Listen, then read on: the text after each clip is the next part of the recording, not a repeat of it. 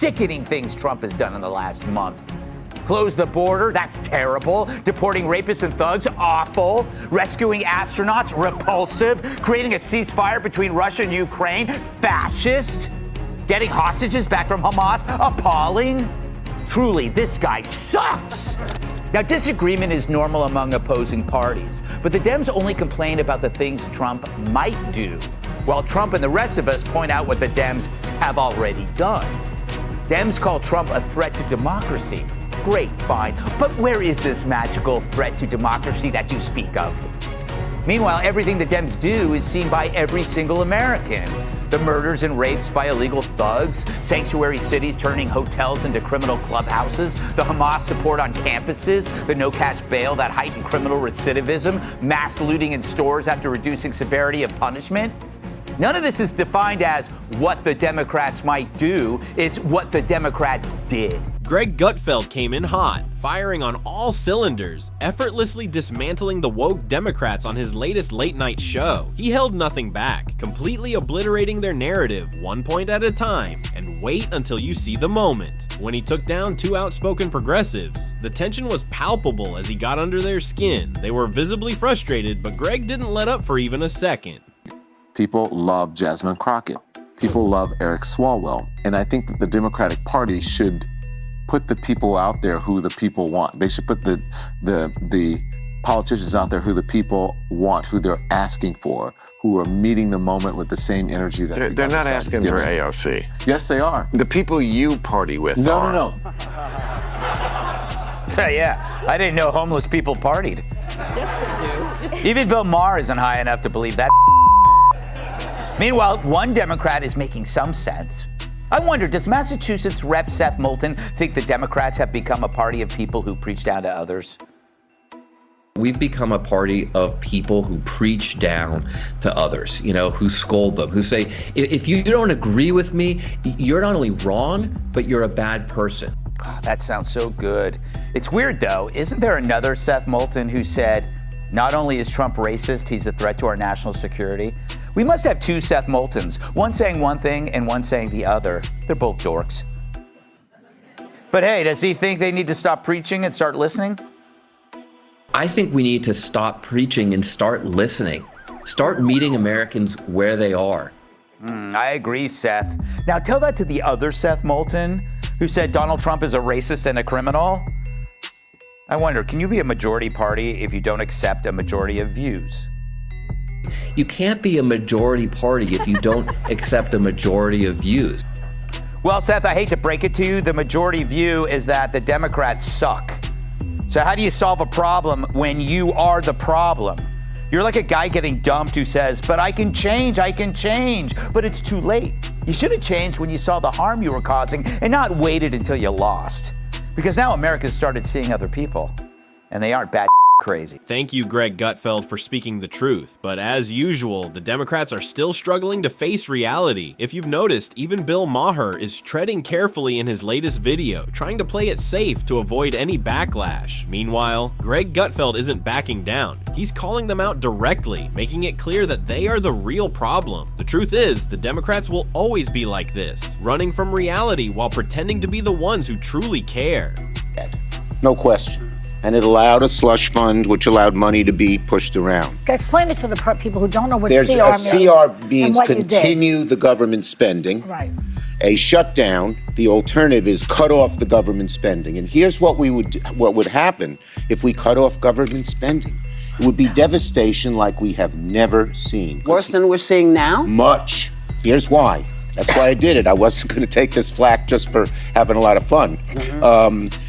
The bottom line is a government shutdown works like this. All government spending is stopped, all. And then the executive branch, Trump, Musk, Doge, and this really evil man people don't know about, Vote, who's head of OMB, his name is Vote. What's OMB? What does OMB mean? OMB is the Office of Management Budget, which determines the spending. And they could cut off anything they want simply by saying it's not essential. So, Day 2, SNAP, food for poor kids, not essential. Day 4, mass transit, New York City subway and subways all over, not essential. Day 7, Medicaid, not essential. People don't need Medicaid. They should get their own health care. And this would happen over and over and over again. And there's no check. The biggest problem is that it has been determined that the courts have no say. And the only say is the executive branch. Now, in the old days, when there was a shutdown, they'd work it out.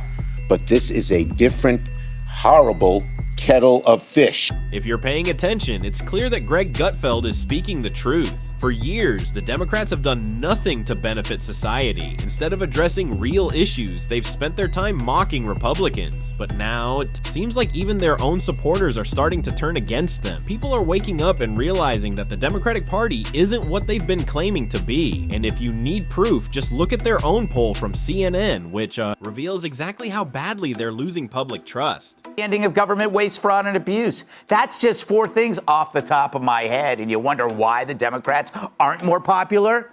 Compare that to the sickening things Trump has done in the last month. Close the border, that's terrible. Deporting rapists and thugs, awful. Rescuing astronauts, repulsive. Creating a ceasefire between Russia and Ukraine, fascist. Getting hostages back from Hamas, appalling. Truly, this guy sucks.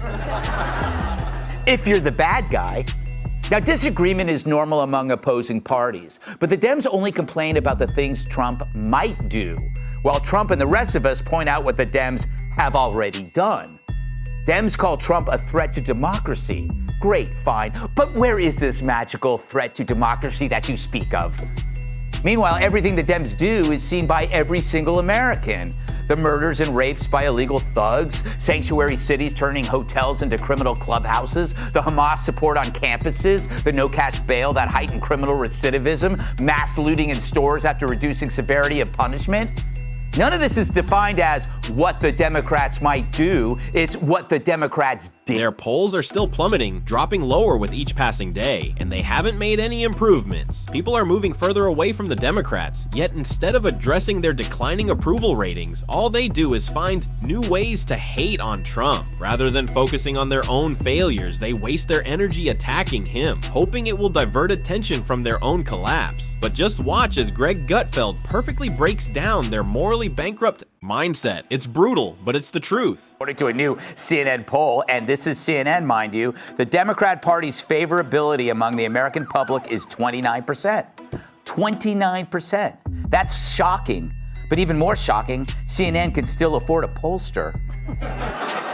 Even among Dems and independents, their favorable view of Democrats right now is down 9% since January, which is a pretty mild drop, given the Dems are for absolutely nothing good while defending everything bad. So all they can do is cry, scream, sing, and smear people.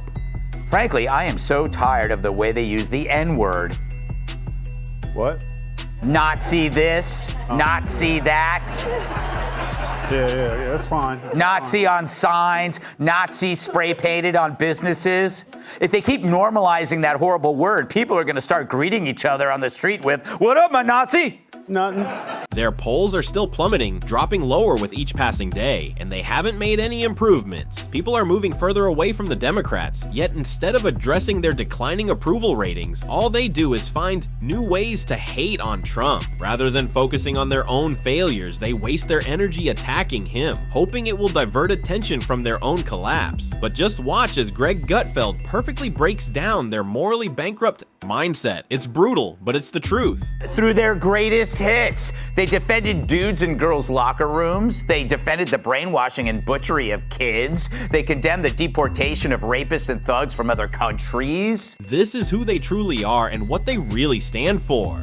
What confuses me the most is that they've never even tried to help America. All they've done is push propaganda just to hold on to power. And when I say that, just look at Representative Larson losing his mind over Elon Musk. Instead of addressing real issues, they're fixated on him as if he's the problem.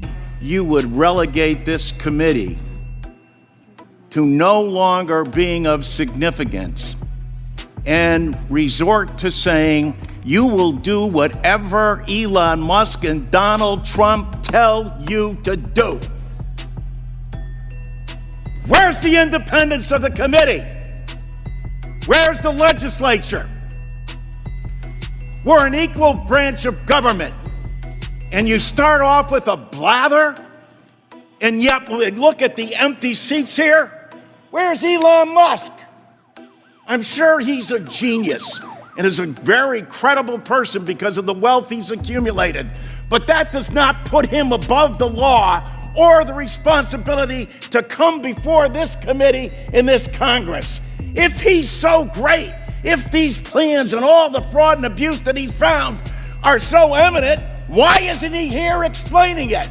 Why is he so upset just because Elon Musk isn't on his side? Does he have some personal issue with him or what? But it didn't stop there. He didn't just make one comment. He kept ranting nonstop, getting so worked up that his face practically turned red and blue at the same time. In the nation's #1 anti-poverty program for the elderly and children. Shame! Shame! Can't bring people in front of this body? If he's right, if they're so good, if they're so just, why aren't they here telling the American people about it? If you have any idea why he's so angry about Elon Musk not being there, drop your thoughts in the comments below. Thanks for watching. Don't forget to like, subscribe, and hit that notification bell so you never miss an update.